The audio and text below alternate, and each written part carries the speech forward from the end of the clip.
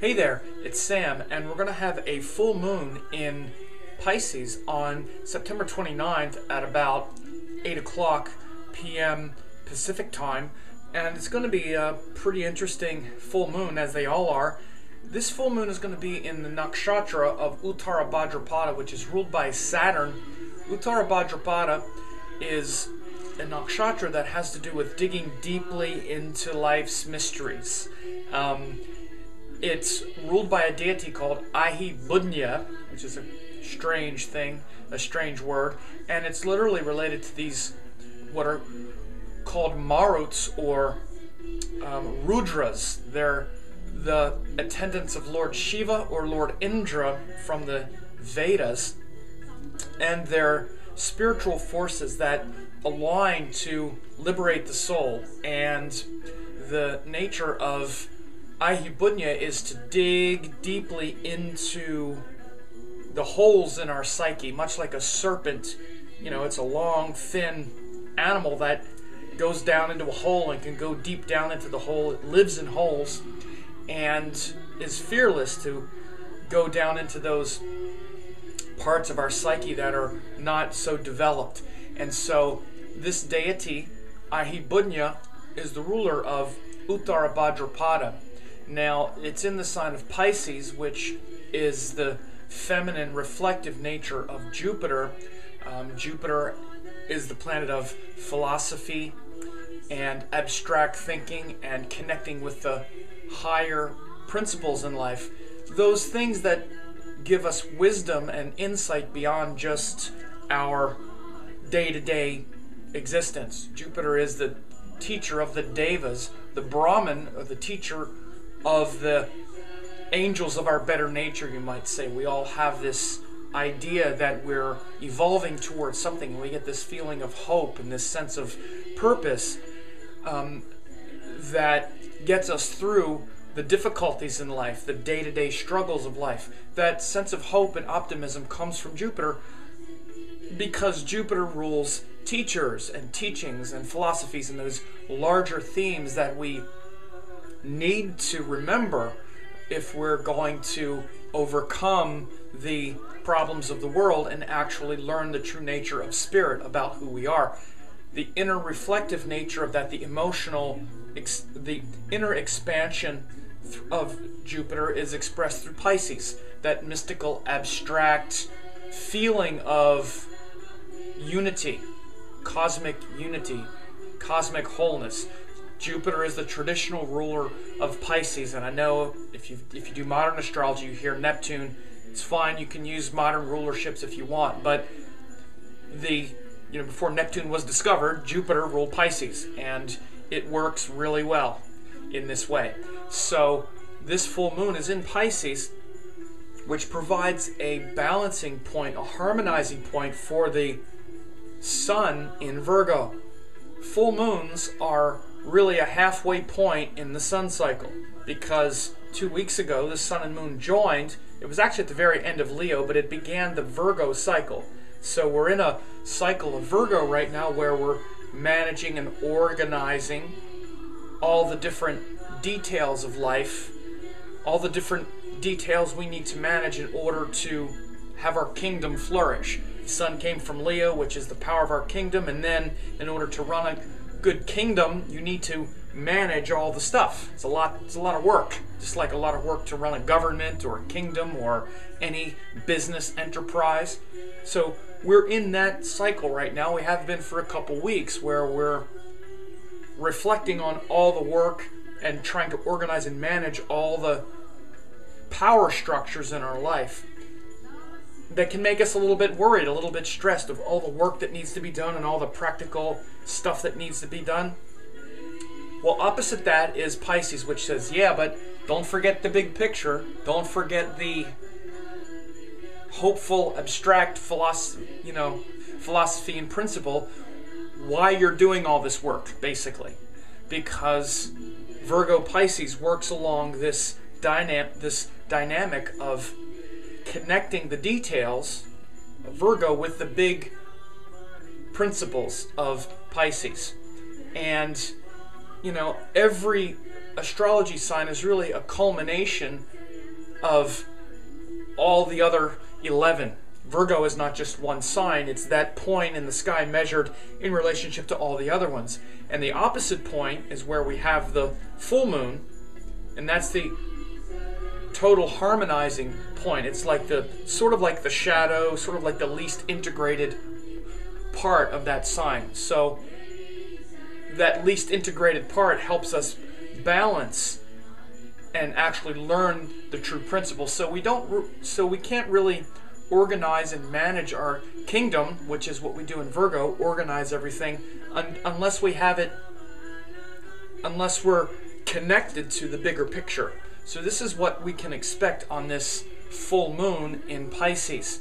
And again, Uttara Bahdra Pada is where we dig down into all those holes in our psyche so that we can manage our true existence and stay inspired toward what it is that we're why we're doing all that work in the first place. What can happen when we don't have the Pisces principle integrated with the Virgo principle is we can just be buried beneath all this work and this drudgery of life and existence, and they're like, what's the point? Why am I doing this? What's my inspiration?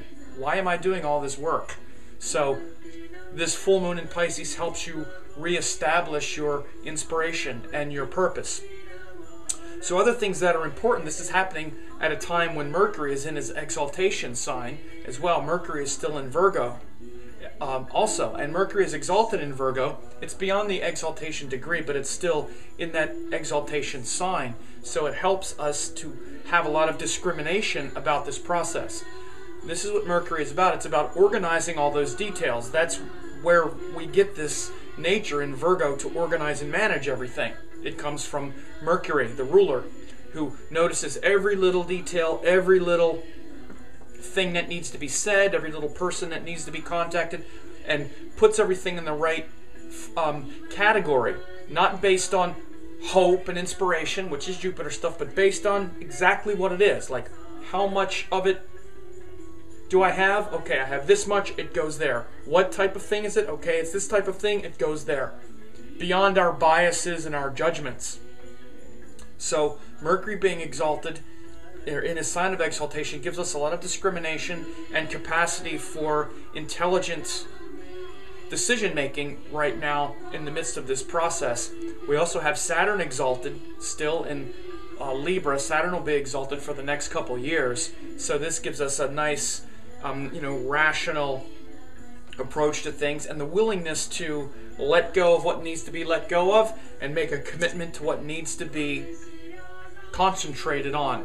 So again, for the last couple months now, Saturn has been established in Libra, and so we're really concentrating, and we're really making peace with the inevitable. We've been maybe trying to sort of push the river the way we want to push it for the last couple years maybe, or even the last few months when Saturn went retrograde back into Virgo. But now, since around the middle of July, we've said, okay, this is the way it is. I need to concentrate my attention on this and face the cold reality of whatever the sign of Libra is for you and whatever Saturn is related to. We're coming to we've made peace with a certain reality that maybe we weren't at peace with. So again, this is very good because Saturn gives us the capacity to let go of what we need to let go of and concentrate on what we need to concentrate on. Because we only have so much time, and we can't just throw it around everywhere. So again, very good transit for the next couple years is this Saturn in Libra. And a lot of it has to do with other people. We have to make peace with those people that we just are never going to work it out with and say, okay, I got to let go of you now. And those people who have shown that they're willing to stick with us, we should try to stick with them. We should concentrate and make a commitment and say, this is really valuable, and not run away from the work. This is why Saturn's exalted in Libra, because we're willing to work on it. Not just romantic relationships, but our interactions with others. So that's just an ongoing trend right now, but it certainly is helpful in this full moon as well to realize that. Also because Saturn rules Uttara Bahdra Pada. He rules the Nakshatra of this sun, of this moon in Pisces. And the other thing is Venus and Mars just changed signs, at least by the time of the full moon. Venus and Mars actually changed signs on Friday, but we have Mars in Scorpio very close to Rahu in the sky right now. So this is actually something that we may see some real, some explosive potential over the weekend, on Saturday, Sunday, maybe into Monday, as Mars and Rahu get really close to each other. But Mars will be in Scorpio for the next, like month and a half, and then he'll be in Sagittarius where he's powerful, and then he'll be in Capricorn where he's powerful. So Mars is going to be really strong for the next several months.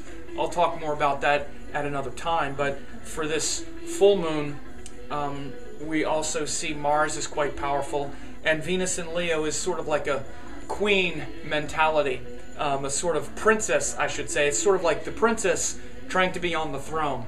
So Venus in Leo has a little bit of problem because Venus is where we want to get along and have this sort of mutual respect, and Leo has this idea that I'm the important one.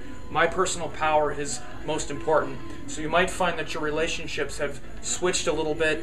Also, by the time we have this full moon on Saturday, it's suddenly switched towards a more personal desire, wanting to satisfy your own personal desires a little bit more.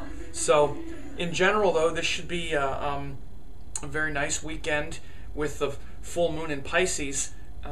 Definitely brings a metaphysical, sort of hopeful nature, and this is to help bring proper contrast to what may have been, or what we may be dealing with now, which is a pretty literal kind of methodical, rational approach to things. We may have been feeling kind of burdened by all of the decisions we need to make and all the stuff we need to organize. So the full moon in Pisces says, whoa, what's the point of all this? Why am I so interested in all this bean counting? Oh yeah, this is why. Because we need to organize that paradigm, but it needs to be organized within the context of a life of meaning and our higher purpose, and we will become aware and remember that higher purpose in our heart with the full moon in Pisces. So it's great for devotion, teaching, and reconnecting with our higher purpose and higher wisdom. So let me know what you think of this and how this resonates with your life. You can leave a comment below this video and let others know about it as well. A lot of people look at these videos, thousands and thousands of views, and then I get like 10 comments. So if you liked it, leave me a comment and let some people know. That would really help as well.